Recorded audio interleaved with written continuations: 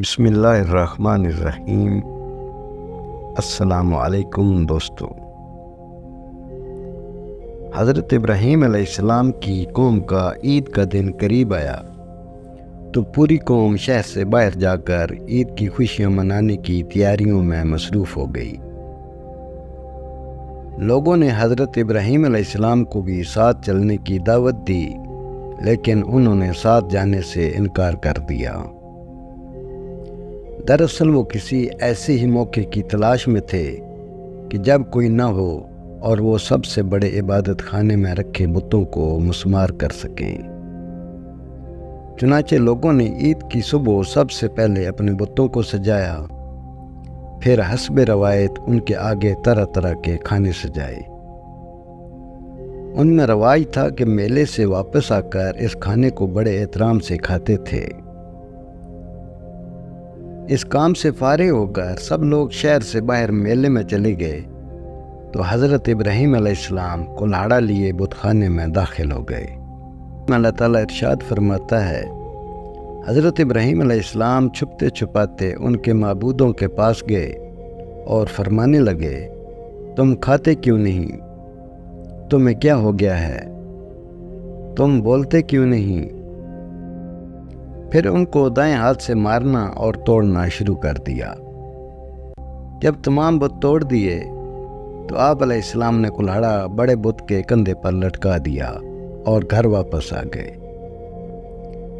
شام کو لوگ خوشی خوشی میلے سے واپس آئے اور بتوں کے پاس پہنچے تاکہ کھانا تناول کریں، لیکن وہاں کا تو منظر ہی ہیبت ناک تھا۔ سب بت اوندے پڑے تھے۔ یہ منظر دیکھ کر وہ غصے سے پاگل ہو گئے۔ ان میں سے بہت سو کو یقین تھا کہ یہ کام ابراہیم علیہ السلام ہی نے کیا ہوگا۔ قرآن پاک میں یوں ارشاد فرمایا گیا، لوگوں نے کہا کہ ہم نے ایک نوجوان کو ان کا ذکر کرتے ہوئے سنا ہے، اسے ابراہیم کہتے ہیں۔ چنانچہ حضرت ابراہیم علیہ السلام کو بلایا گیا۔ جب آپ آئے تو مشرکوں نے کہا، اے ابراہیم، ہمارے معبودوں کے ساتھ تم نے کیا ہے؟ ابراہیم علیہ السلام نے کہا، یہ ان کے بڑے بت نے کیا ہوگا۔ اگر وہ بولتے ہوں تو ان سے پوچھ لو۔ انہوں نے اپنے دل میں غور کیا تو آپس میں کہنے لگے، بے شک ہم ہی ظالم ہیں۔ پھر شرمندہ ہو کر سر نیچے کر لیا اور بولے، تم جانتے ہو کہ یہ بولتے نہیں ہیں۔ ابراہیم علیہ السلام نے کہا، پھر تم اللہ کو چھوڑ کر کیوں ایسی چیزوں کو پوجتے ہو جو تمہیں کچھ فائدہ دے سکیں اور نہ نقصان؟ تو تم پر اور جن کو تم اللہ کے سوا پوجتے ہو ان پر کیا تم عقل نہیں رکھتے؟ بتوں کو توڑنے کا عمل نمرود اور اس کی قوم کے نزدیک ناقابل معافی جرم تھا، لہٰذا انہوں نے فیصلہ کیا کہ حضرت ابراہیم علیہ السلام کو اتنی سخت اور عبرتناک سزا دی جائے کہ آئندہ کسی کو بت کی بے حرمتی کی ہمت نہ ہو۔ چنانچہ نمرود کے حکم پر خندق کھودی گئی۔ پھر قوم کے ہر فرد نے اس کام کو مقدس سمجھتے ہوئے اس میں لکڑیاں جمع کرنی شروع کر دیں، یہاں تک کہ اگر کسی کا کوئی کام رکا ہوا تھا تو اس نے منت مانگی کہ کام ہو جائے تو ابراہیم علیہ السلام کو جلانے کے لیے لکڑی کا گٹھا دوں گا۔ خندق کے بھر جانے کے بعد اس میں آگ روشن کر دی گئی۔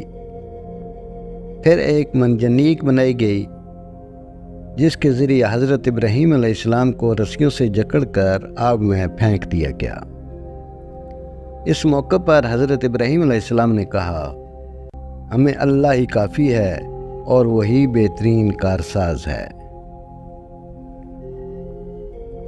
اس وقت بارش والا فرشتہ اضطراب اور پریشانی کے عالم میں کہہ رہا تھا کہ کب مجھے حکم ملے اور بارش برساؤں، لیکن اللہ کا حکم بلا واسطے کے زیادہ تیز تھا، یعنی اللہ نے خود ہی آگ کو حکم فرما دیا۔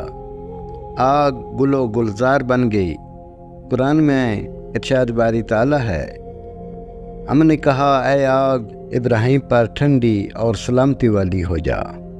حضرت جبرائیل علیہ السلام حضرت ابراہیم علیہ السلام کے ساتھ تھے اور آپ علیہ السلام کی جبین اطہر سے پسینہ پونج رہے تھے، اور اس پسینے کے علاوہ انہیں اور کوئی تکلیف نہ پہنچی۔